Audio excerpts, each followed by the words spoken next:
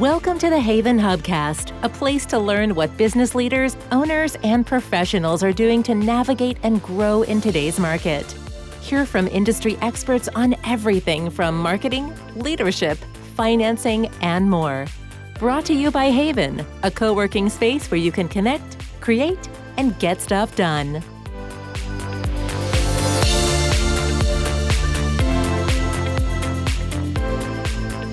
Hello, and welcome to another episode of the HAYVN Hubcast. I'm your host, Nancy Sheed, and today we are here with Adam Thatcher. Welcome, Adam. Hello, very glad to be here. Adam is the CEO and co-founder of Grace Farms Tea and Coffee. And for those of you who might not know the area, Grace Farms is actually here in Fairfield County. And your tea and coffee company is a certified B Corp as well, which means you give back one of the things you give back 100% of your profits to ending forced and child labor. So this is a new model that we're seeing in, am I allowed to use the word, like regenerative farming and organizations and doing good and social impact? Excited to dive into all of that, Adam. Before we do, can we take a step back? Like, this type of work wasn't maybe around when you were in school thinking about what you wanted to do when you grow up. And maybe it was. So walk us through a little bit backstory of how you got here. Yeah, so really our story here begins at this amazing place called Grace Farms, which is a cultural and humanitarian center in New Canaan, Connecticut. It's free and open to the public 6 days a week. It's really been just created as a gift for the local and global community, for a place for people to experience nature, encounter the arts, foster community. And the space itself is really well known for its distinctive modern architecture. It has this beautiful river building, which is a single roofed building with 5 glass enclosed volumes under it. And so it really integrates really well in with nature. And so at this place, we have a variety of different spaces. We got a 700-seat amphitheater. We have a library. We have an incredible cafe called The Commons, where we can get fresh baked pastries, coffees. We have a room called a pavilion, which is a tea bar, and then a subterranean recreational area called the court. So it really began at this place. I started working at Grace Farms about 10 and a half years ago. So I was there as we were finishing construction of the building. And just as a place, my background prior to that was in food and beverage operations. So I had experienced opening new venues. So I ended up being lucky enough to be the person to get to open Grace Farms with a really talented team of people and define what that visitor experience would be. And coffee and tea became a huge part of that, which has turned into more than what we thought it was going to be from the beginning. Right. More than a service. Now it's a product. But I just want to sort of say, for people who have not been to Grace Farms, describing it as a building is just not even fair, right? Like, going to Grace Farms is an experience at an all sensory level, no matter what time of year, time of day. It is always an amazing experience. At least that's been mine. So I want to, for people who aren't familiar, just sort of paint the picture of it's truly an experience, not just a place you go. So moving forward, and you're going from food and beverage and opening in restaurants and service. At what point, Adam, does this go, wait, we're in the nonprofit space and we're doing all this good? What was the catalyst or the conversation or the story that leads you to sort of be like, wait, there's a product here? Yeah, there was really 3 occurrences that happened. The first was people loved the tea and coffee experience at Grace Farms. We would get calls from people who had the coffee at Grace Farms and they still remembered it and they wanted us to send them a bag. So we're like, well, we only have these 5-pound bags that we're doing in the back. There's a story behind the coffee in that the coffee itself was ultimately a gift as well from a really generous supporter of Grace Farms who owns a coffee and tea or a coffee importing and manufacturing business. And he offered to donate the coffee to Grace Farms. And our founder, Sharon Prince, said, is there any way that this could support female farmers? And so he created this blend for us, which is called our River Roast. And it's a blend of coffee from Colombia, Ethiopia, and Indonesia, all sourced from women-led co-ops, organic, It's just exceptional product, right? We're taking 3 of the best coffee growing regions together, blending them into one really harmonious blend. People notice that. And so they'd ask us to like send it to them. And so we're like, well, it's not the intention, but sure, like we're excited that you're enjoying it. And then we had this really incredible tea experience with our resident tea master and educator, Frank Quay, who's been with us from the beginning. And he just has been this welcoming presence at Grace Farms, and as creating a space defined where hospitality would be central to how we'd want people to leave Grace Farms, tea became that global symbol of generous hospitality. Why don't you come in and have a cup of tea with us? Let's start a conversation. Allow us to tell you about it. And so people loved that, right? That was the first thing. So there was this inkling of like, there's a demand. People want to have this experience at home. The second part was I was getting my MBA at NYU at the time. So I was working at Grace Farms during the day and then driving downtown and doing night class. God bless you. It was a stretch. And I'd stumbled upon this really small change in the IRS code that happened in 2018 that nobody's really aware of. It's something called the Philanthropic Enterprise Act, IRS code 4943G. And what it says is that a private foundation, like Grace Farms Foundation, is now allowed to own 100% of a for-profit company. So I said, well, I actually think that this has a huge implication on our economy and the way that we operate our capitalistic system, because I think that we can really change the model. Like, I believe that there's enough conscious consumers out there that if the product quality is the same, the brand is great, but it has a better story and it's giving back 100% of the profits, that the consumer will ask for that product. They'll buy that over the comparable. So then the last thing that happened was something that affected everyone, which was the pandemic.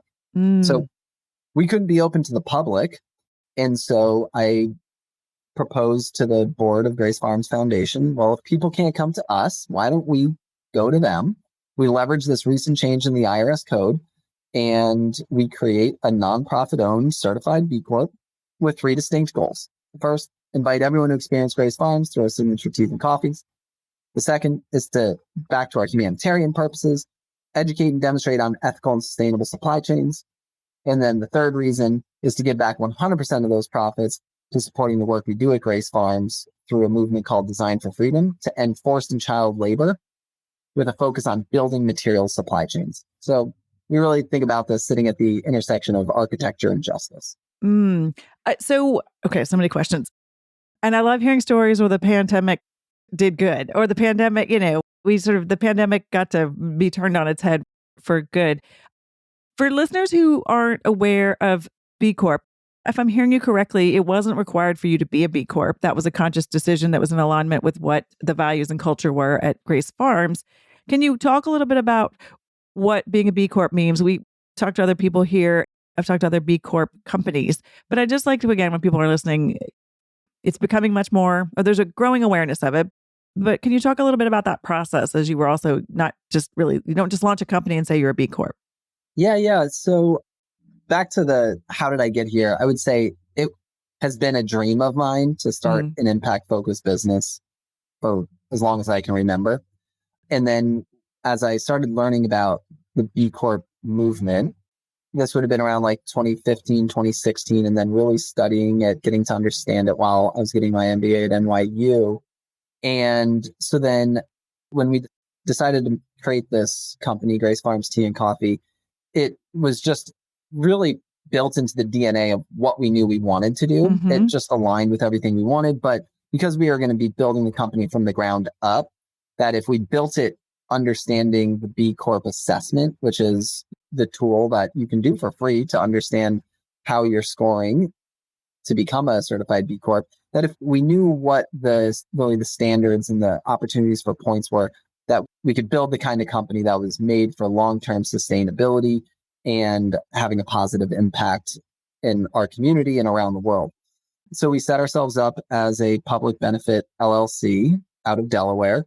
And then right from the beginning, we started working with some partners out of Impact Growth Partners, who are a B Corp consultant. We've talked to them.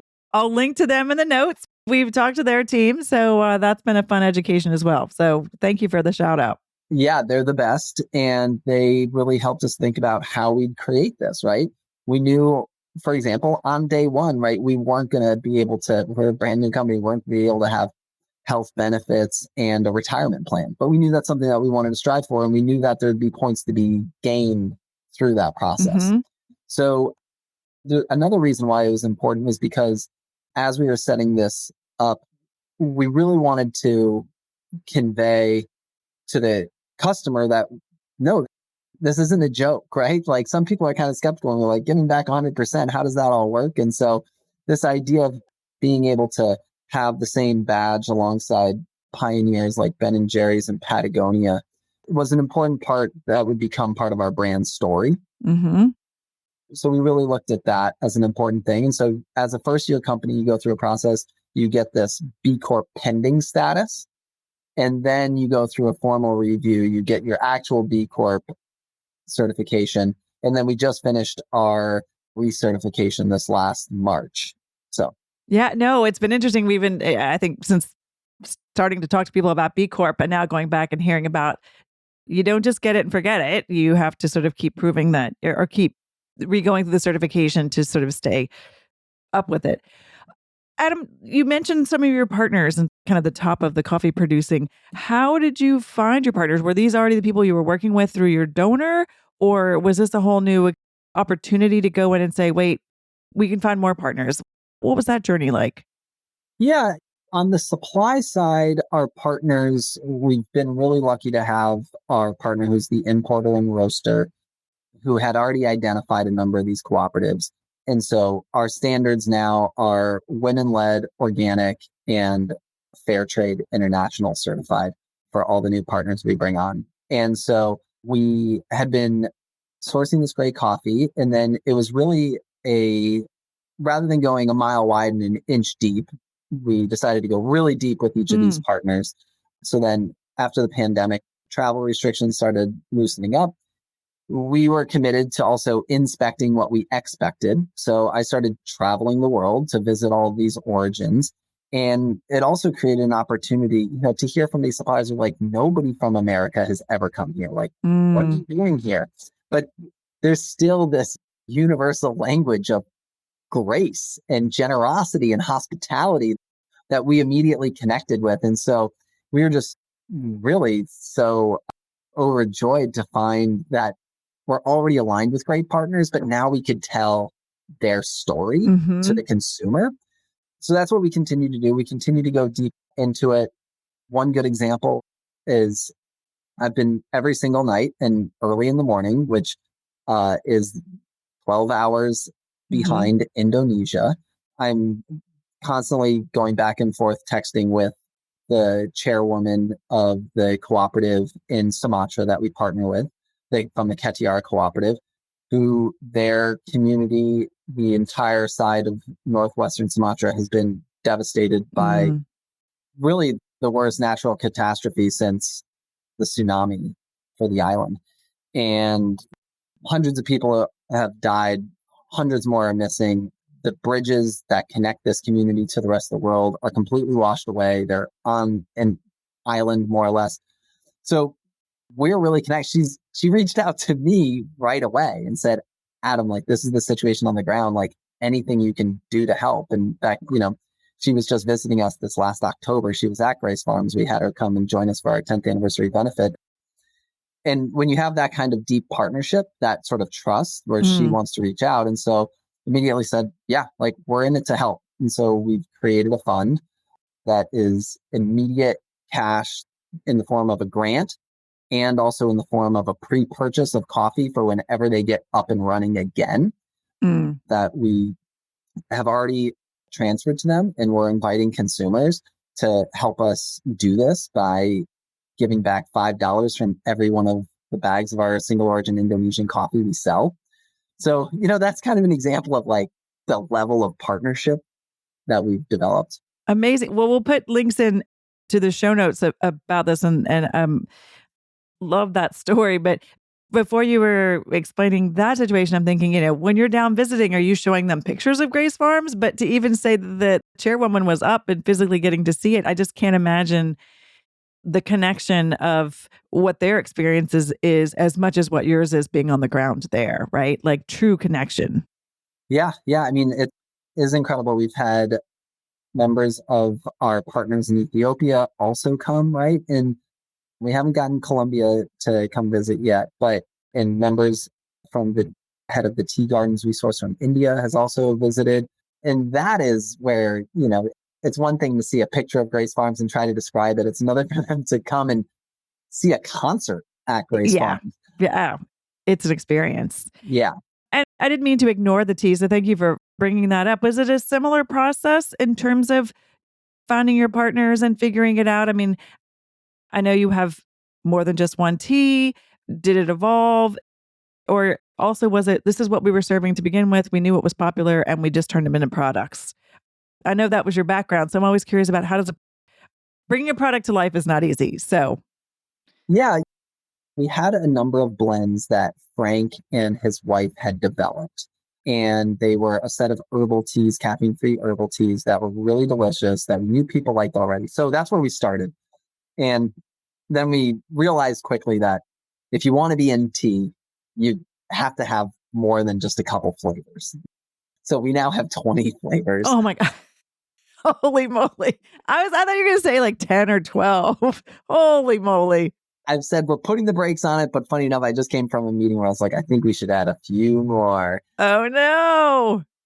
And part of that is, I'll be honest, I feel like I have a relationship with each and every one of these flavors that we develop, and creating the packaging and trying to find the right fit for the people who are enjoying a certain flavor. And every single one of our flavors, we have true ambassadors and evangelists who are like, this is my flavor. It fits in with my lifestyle, my personality. It's like, or our wellness teas. People say like, my husband hasn't had a solid night of sleep in 10 years and they had your rest tea and he slept through the night. Like, thank you. And so you're just like, wow, like I didn't think that this would be the kind of response. And so when you start getting that, you get a little hooked on this idea of like, okay, what else can we do? And tea is a little bit more complex than coffee, right? Coffee, we're really focused on these single origins and blending them together. But teas, I think we've got 100 different ingredients, right? So you've got the tea plant, which is Camellia sinensis, which is green tea and black tea. But then you've got all sorts of different herbs, cinnamon, yerba mate. It just goes orange peel. And so these are getting sourced from all over the world. We source all fair trade ingredients that can be sourced fair trade, right? But everything's all organic. Fantastic. Well, I was about to put you in the uncomfortable spot of like, you can't say that all your children are your favorite children, but for those who are listening and they wanted to I won't say what's your favorite.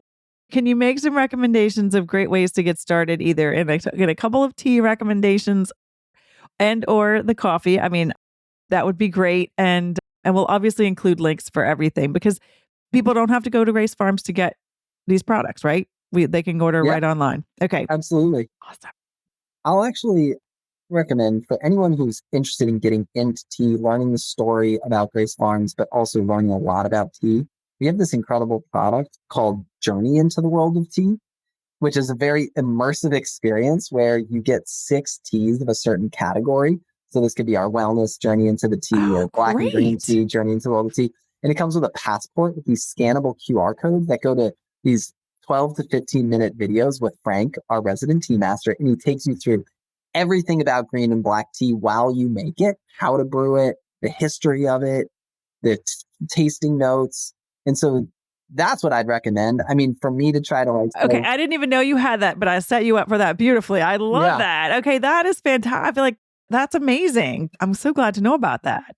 Yeah. I mean, right now I'm sipping on classic chai, but that's because it's like December. By January, I'll probably have moved on to, I don't know. Exactly. Well, it's been a pleasure speaking with you. We'll include links and notes. If people want to either connect with you, go straight to learning more about the products, can you tell us where to reach you, where to reach out, how to connect? Absolutely. So I'm at Grace Farms a lot. If you haven't come, please come visit us. come have tea with Frank, meet our incredible hospitality and visitor engagement team. So that's the first invitation. Come any day except for Monday. That's the one day we're closed. Feel free to reach out to me directly. My email is athatcher, so Adam Thatcher, athatcher@sharegracefarms.com. Ping us on Instagram. However it is, just don't be shy. Reach out to us on LinkedIn and I'll get back to you. Would love to have a cup of coffee or tea with you at Grace Farms and share the story. Oh, I love it. Thanks for being so inviting and engaging and giving us a sneak peek or picture at what's going on. And also for being such a sort of inspirational sort of community leader in this area in terms of having global impact and global reach at a local level and bringing this opportunity to us. Absolutely glad to be part of the community. It's an amazing group, and the network of local B Corps has been also a really rewarding group to be a part of. Just seeing true passion-driven pioneers that are creating businesses that didn't exist. And so, yeah, it's really great to be part of it. It is. And I wouldn't even say infectious. I've been to the B Corp meetings there at Grace Farms, and it is infectious. I mean, community is an understatement again about all the work that you all do together. So keep on doing the good work, Adam, and we will appreciate your time here. Thanks for being here. Awesome. Take care. And that's another episode of the HAYVN Hubcast. If you like what you hear, give us a like, a thumbs up, subscribe, share this episode with a friend, and make sure to go buy a bag of coffee. We'll be back with another episode. Thanks for listening to the HAYVN Hubcast, a place to learn what business leaders and owners are doing to navigate and grow in today's market. Please leave a review on Apple Podcasts and subscribe on your favorite podcast app. HAYVN is a co-working space and virtual community located in the heart of Fairfield County, Connecticut. HAYVN is a hub for business owners and professionals to connect, create, and get stuff done. Find out more about the HAYVN community online at hayvn.com. That's HAYVN.com. HAYVN Hubcast is produced by Sound Advice Strategies.